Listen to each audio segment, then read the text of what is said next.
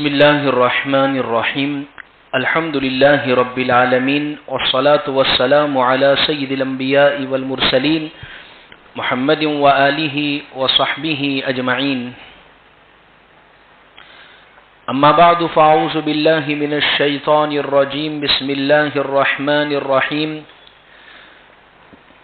لكي لا تأسوا على ما فاتكم ولا تفرحوا بما آتاكم وقال تعالى ألا بذكر الله تطمئن القلوب صدق اللہ العظیم. عزیز بزرگوں، اللہ تبارک و تعالی کی بہت ساری نعمتیں ہیں انسان پر، بہت نعمتیں اللہ نے دی ہے، ہم اس کا شمار نہیں کر سکتے. لیکن ایک بہت بڑی نعمت جو اللہ نے انسان کو عطا فرمائی ہے وہ سکون کی نعمت ہے، یعنی زندگی کے اندر اطمینان کا ہونا، زندگی میں سکون کا ہونا. اس کو ترازو میں تولا تو نہیں جا سکتا، کباٹ میں اس کو، الماری میں اس کو، لاکر میں اس کو رکھا تو نہیں جا سکتا. اس کو ہم نکال کے کسی کو بتا نہیں سکتے ہیں کہ میرے پاس یہ اتنا ہے. لیکن اگر یہ تھوڑا سا بھی کسی کو حاصل ہے تو دنیا کے بڑے بڑے مال و دولت، عہدے، خوبصورتی اور بہت ساری چیزوں سے یہ چیز افضل ہے. سکون کی نعمت، اطمینان کی نعمت. ورنہ جس کے پاس سکون اور اطمینان کی نعمت نہیں ہوتی ہے پھر اس کا دل کسی جگہ نہیں لگتا ہے، وہ زندگی میں ہر وقت پریشان رہتا ہے، اس کو دوائیاں لینے کی ضرورت پڑتی ہے، اس کو رات میں نیند نہیں آیا کرتی ہے، وہ ہر وقت ٹینشن، غم، ڈپریشن، اینزائٹی، پریشانی اور پتہ نہیں کن کن چیزوں میں مبتلا ہو جاتا ہے. پھر وہ رابطے کرتا ہے ڈاکٹروں کے، سائیکیٹرسٹ کے اور ایسے ایسے لوگوں کے کہ میرا ذہنی سکون برباد ہو چکا ہے. اور ذہنی سکون کے یا پریشانی آنے کی وجہ جو ہے، میں نے ایک آیت پڑھی، اس میں حل اللہ نے بتلایا ہے. اللہ فرماتے ہیں لِكَيْ لَا تَأْسَوْا عَلَى مَا فَاتَكُمْ وَلَا تَفْرَحُوا بِمَا آتَاكُمْ. جو تمہیں حاصل نہیں ہے، جو تمہارے پاس ہے نہیں، اس کے بارے میں فکر کرنے کی ضرورت نہیں. اور جو تمہیں ملا ہے اس پر اترانے کی، تکبر کرنے کی اور گھمنڈ کرنے کی ضرورت نہیں ہے. اس ایک آیت پر اگر ہمارا حل ہو گیا، عمل ہو گیا تو یاد رکھیے پھر سکون ہی سکون ہے اور پھر مزے ہی مزے ہیں. دراصل بے سکونی کی بہت بڑی وجہ یہ ہے کہ ہم اپنی زندگی کے ایک معیار کو طے کر چکے ہیں. مجھے یہ چیز حاصل ہو جاوے، فلاں چیز مل جاوے، میرے پاس یہ کیوں نہیں ہے، اللہ میرے ساتھ ہی ایسا کیوں ہوا ہے، میرا کیا قصور ہے، میں تو اتنا اچھا ہوں، میں تو فلاں ہوں، پھر بھی اللہ میرے ساتھ ہی کیوں ہوتا ہے.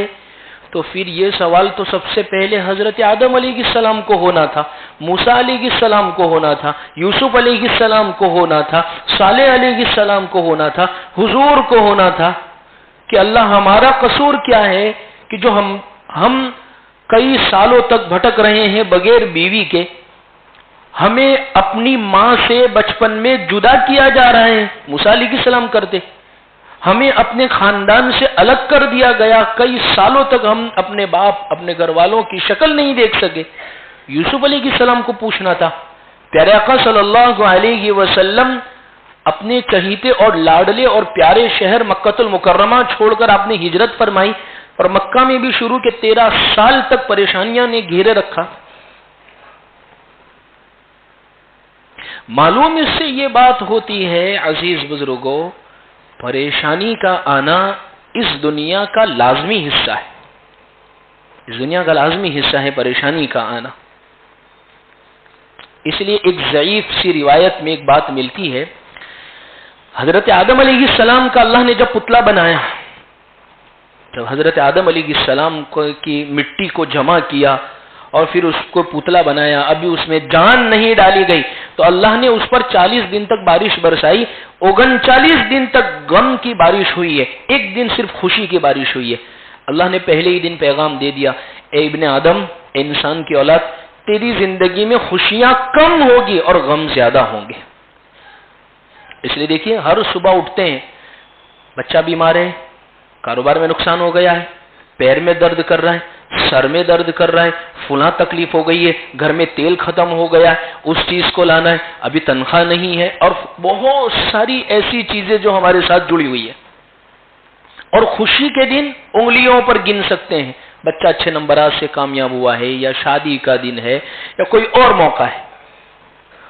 ورنہ روزانہ ہم کسی نہ کسی ٹینشن اور پریشانی کے اندر مبتلا ہوتے ہیں۔ اس لیے عزیز بزرگوں، اللہ قرآن میں فرماتے ہیں لِكَيْ لَا تَأْسَوْا عَلَى مَا فَاتَكُمْ، جو نہیں ملا ہے، جو تمہارے پاس حاصل نہیں ہے، اس کا افسوس مت کرو، اس کے اوپر غم مت کرو، اس پر ماتم مت مناؤ۔ میں ایک بات آپ کو بتاؤں، اور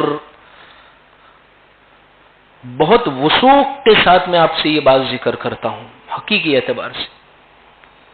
ہم نے قرآن مجید میں بھی اللہ نے اس کو بیان فرمایا، حدیث میں بھی حضور نے اس کو بیان فرمایا، ہمارے اکابرین اور بزرگوں نے بھی یہ بات لکھی، اور میں نے اپنی چھوٹی سی زندگی کے اندر بہت ساری چیزیں ایسی دیکھی کہ جس کے نتیجے میں یہ معلوم ہوتا ہے اللہ آپ نے ہمیں جس حال میں رکھا ہے بہت بہتر ہے، بہت بہتر ہے، بہت بہتر ہے۔ فلاں اس کو اللہ نے وہ نعمت حاصل ہے، وہ ہر مہینے سفر کر رہا ہے، اس کو اتنا مال حاصل ہے، وہ بہترین کھانا کھا رہا ہے، لیکن اس کی زندگی کی جو پریشانیاں ہیں اس سے ہم واقف نہیں ہیں۔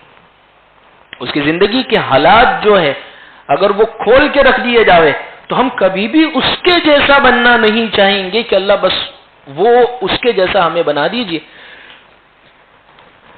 پیر ذوالفقار صاحب نے اپنی کتاب کے اندر ایک واقعہ لکھا ہے، اور عبرت کے لائق ہے کہ بہت ساری مرتبہ خاص طور پر عورتوں میں یہ ناشکری بہت ہوتی ہے، اور بعض مردوں کی نگاہ صرف مال مال مال، صبح اٹھے مال، شام کو سوئے مال کی بات، رات کو سوئے صرف مال اور پیسے کی بات، بس پیسے کو سلام ہے، پیسے کی دعائی ہے، پیسے کے بارے میں بات ہے، پیسے والے کی عزت ہے، پیسے والے سے تعلقات ہے، بس اسی چیز کو زندگی سمجھ لیا ہے کہ اس کے بغیر گزارا ہی نہیں ہے۔ ضرورت کی چیز تھی، استعمال کرنے کی چیز تھی، اور اللہ نے جتنا دیا ہے اس پر گزارا ہوتا ہے تو شکر کرے، لیکن بہت زیادہ کی چاہ جو ہے پھر وہ انسان کو تباہ کر دیتی ہے۔ تو میں اس پر سنا رہا ہوں، پیر ذوالفقار صاحب نے ایک واقعہ لکھا ہے کہ ایک مرتبہ ایک شخص کے بارے میں یہ بات لکھی ہے کہ وہ بہت شکوے شکایت کرتا تھا، بہت شکوے شکایت۔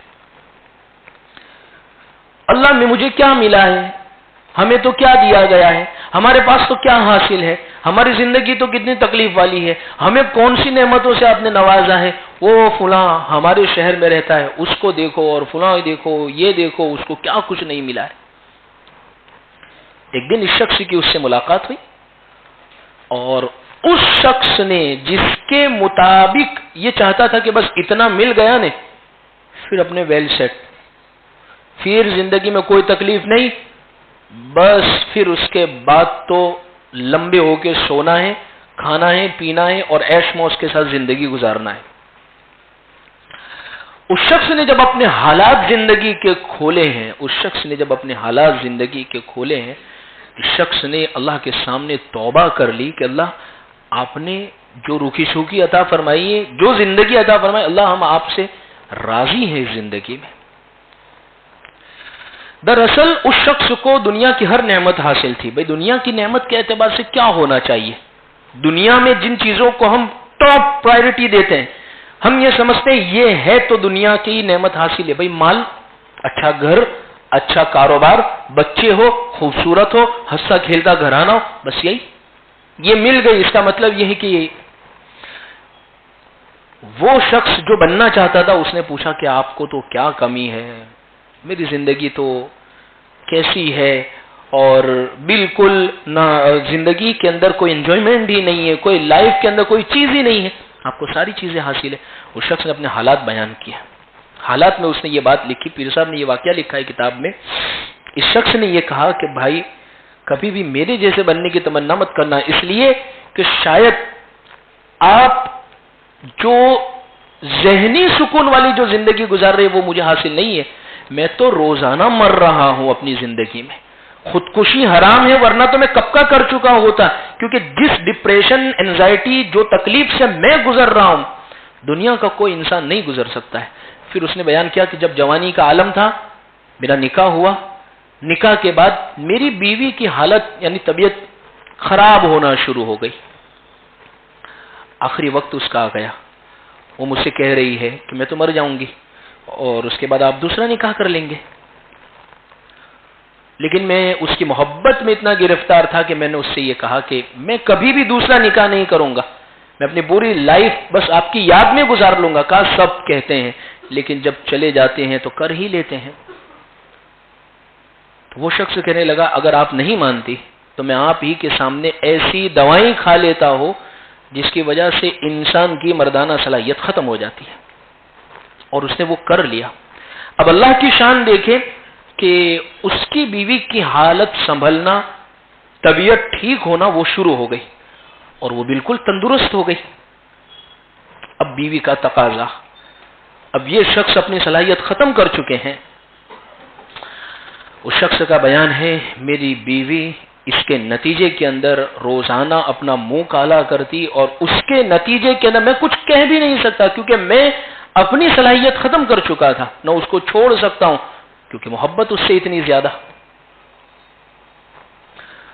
اللہ نے 4 بیٹے عطا فرمائے حرام کی وجہ سے.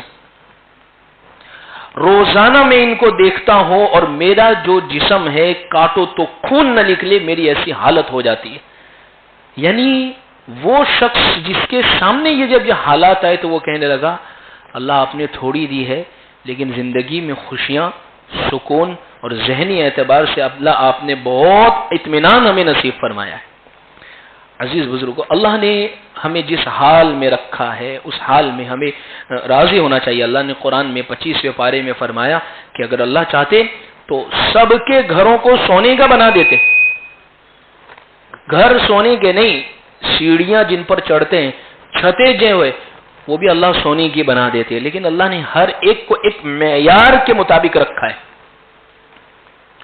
تو میں اس پر یہ بات سنانا چاہتا ہوں کہ اللہ نے یہ جو زندگی ہمیں عطا فرمائی ہے اس زندگی پر ہمیں اطمینان ہونا چاہیے، اس زندگی پر ہمیں سکون ہونا چاہیے. اللہ قرآن میں فرماتے ہیں لِكَيْ لَا تَأْسَوْا عَلَى مَا فَاتَكُمْ، جو نہیں ملا ہے اس کے نہ ملنے کا ہمیں افسوس نہیں ہونا چاہیے. بہت سو کی بہت ساری مرتبہ یہ عادت ہوتی ہے کہ بہت سارے تو سیدھے اللہ سے لڑنا شروع کر دیتے ہیں کہ اللہ ہمیں میرے ساتھ ہی کیوں، اللہ کو میں ہی ملا تھا. اس قسم کے جملے، اللہ اس قسم کے جملے بولنے سے ہماری حفاظت فرماوے.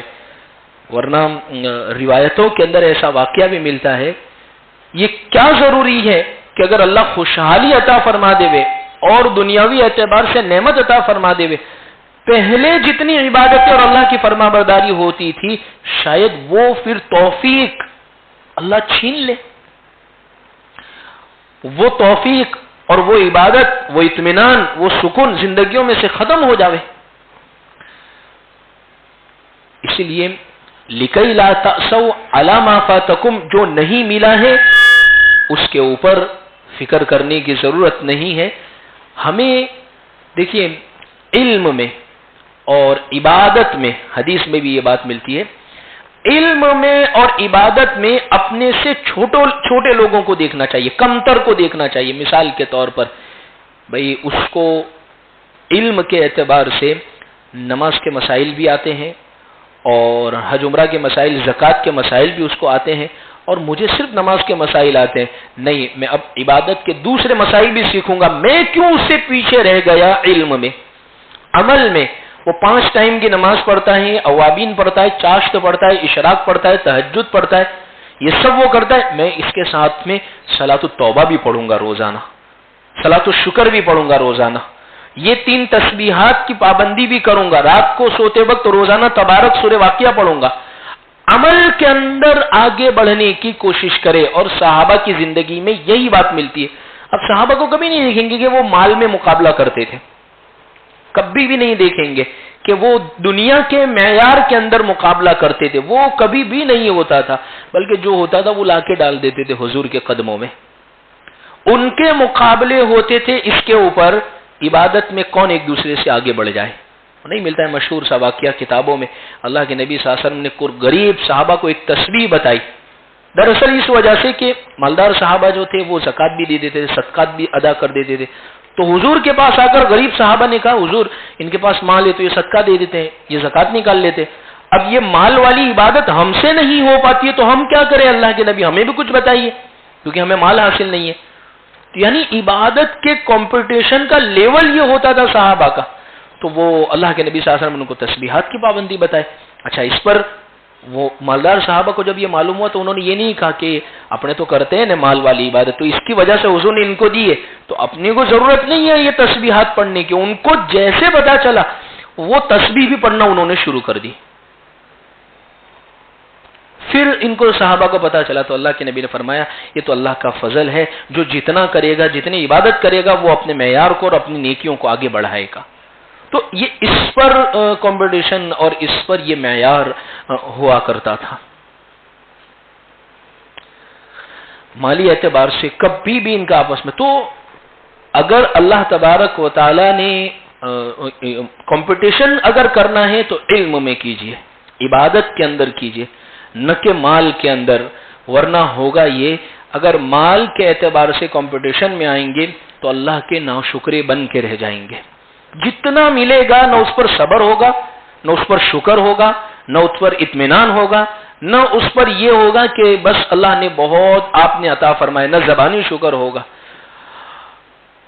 بلکہ ہر وقت انسان بس ایک پریشانی کے اندر سرگردہ رہے گا، ہر وقت ایک ٹینشن کی کیفیت کے اندر مبتلا رہے گا، ایک ہموم اور غموم کے اندر مبتلا رہے گا.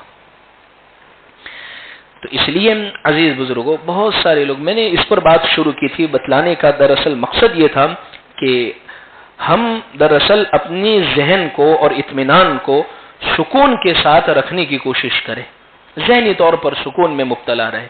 بھئی اللہ نے جو زندگی دی ہے الحمدللہ ہمیں وہ معیار زندگی عطا ہوا ہے جو بادشاہوں کو اور مغلوں کو جو معیار زندگی عطا نہیں تھا. یہ حقیقی بات کہہ رہا ہوں. ان کو اے سی کی اور پنکھے کی سہولیات حاصل تھی، ٹیوب لائٹ کی سہولیات ان کو کیا حاصل تھی؟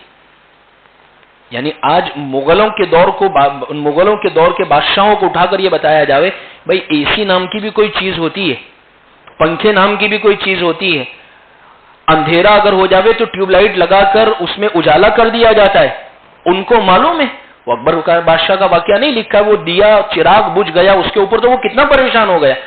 تو اللہ نے یہ سب سہولتیں اور یہ اطمینان ہمیں اپنی زندگی میں عطا فرمایا ہے.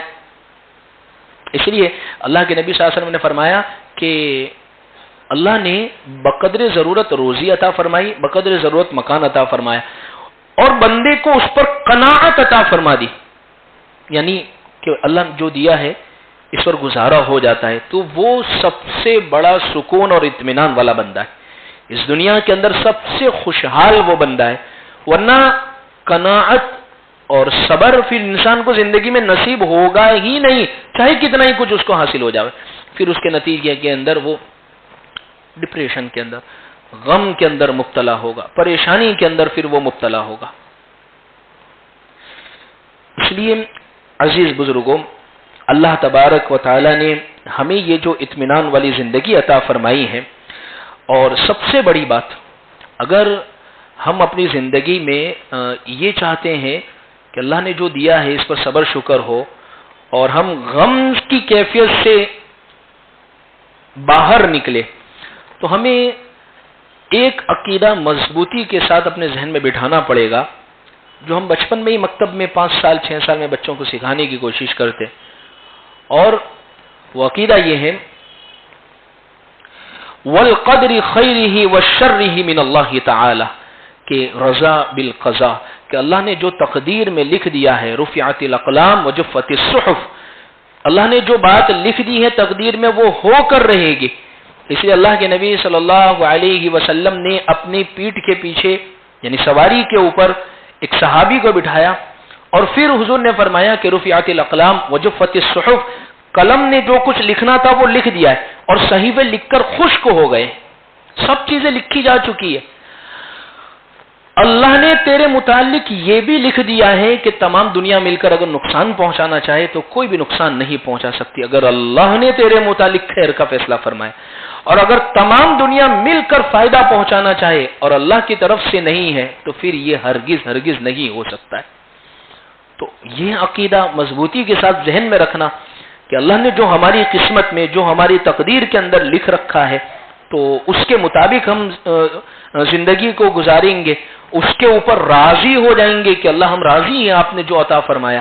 اسی لیے فرمایا کہ جو روزانہ صبح کو یہ اپنی زبان سے اور دل سے کہہ دیتا ہے تو اللہ اس کو شکر گزاروں میں شمار کر لیتے.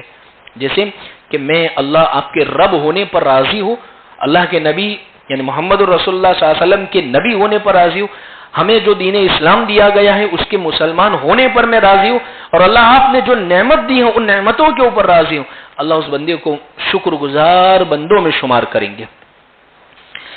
اس لیے دلی اطمینان بہت اہمیت رکھتا ہے، دلی سکون جو ہے وہ بہت اہمیت رکھتا ہے اور وہ کہیں نہیں ملے گا، وہ صرف ملے گا تو اللہ قرآن میں فرماتے الا بذکر اللہ تطمئن القلوب، اللہ کی یاد ہی میں اطمینان نصیب ہوتا ہے. بھئی اللہ کی یاد کا مطلب صرف تسبیح پڑھنا نہیں ہے، یہ بھی ہے سبحان اللہ الحمدللہ، یعنی تسبیحات کی پابندی کریں گے انشاءاللہ آپ کو ذہنی سکون ملے گا. لیکن اللہ کی یاد کا مطلب یہ ہوتا ہے کہ کبھی ہم اور غموم اور کبھی کیفیت طاری ہو تو فوراً اپنے رب کو یاد کر لے کہ اللہ نے میرے حق میں اس کے متعلق کوئی خیر لکھی ہوگی، اللہ نے میرے حق میں اس کے متعلق کوئی بہتری کا فیصلہ فرمایا ہوگا، اگر یہ میرے رب کی طرف سے ہیں تو پھر انشاءاللہ اس میں ضرور خیر ہوگی. تو یہ ہے دراصل اللہ کی یاد کا مطلب کہ اللہ کی یاد یعنی اللہ کا استحضاء. بعض مرتبہ ایسا ہوتا ہے کہ لوگ اللہ کو بھول کر باتیں کرنا شروع کر دیتے تو پھر اللہ کہاں ہے؟ یعنی اللہ تبارک و تعالیٰ کو بھول کر باتیں کرنے کا مطلب یہ ہے کہ کتنی بھی تمام چیزیں انسان کے سامنے آ جاوے پھر بھی وہ سکون اور اطمینان کی کیفیت میں آتا ہی نہیں ہے، وہ اللہ کے فیصلے پر راضی ہونا ہی نہیں چاہتا ہے. اللہ کی یاد کے اندر پھر سکون بھی حاصل ہوگا. آج کل کیا ہو گیا ہے معاملات کہ جیسے نوجوانوں میں خاص طور پر بھئی کسی کے ساتھ دل لگایا، محبت کر لی، عشق کر لیا اور یہ کرنے کے بعد سکون کی کیفیت حاصل ہو جاوے گی، یا پھر ہوتا یہ ہے کہ انسان پھر غم کی کیفیت میں ہوتا ہے تو اللہ کو بھول جاتا ہے اور الٹا اور زیادہ غم میں جاتا ہے، یعنی وہ گانے سننا شروع کر دیتا ہے، پھر کہتا ہے سیڈ سانگ سننا، اور زیادہ غم میں چلا جاتا ہے وہ اس کے نتیجے کے اندر. اس سے بہتر یہ ہے کہ وہ اللہ کی یاد کرے، یعنی اللہ تبارک و تعالی. اسی لیے حضرت موسیٰ اور حضرت ہارون علیہ السلام سے اللہ نے قرآن میں کیا فرمایا کہ میری یاد کے لیے نماز پڑھنا، میری یاد کے لیے میرا ذکر کرنا، جب مجھے یاد کرو گے تو تم مجھے وہاں پاؤ گے. جب بندہ اللہ کو یاد کرتا ہے تو وہ اللہ کو پاتا ہے، اللہ اس کی مدد فرماتے، اور یہ یقینی اور لازمی طور پر بات ہے.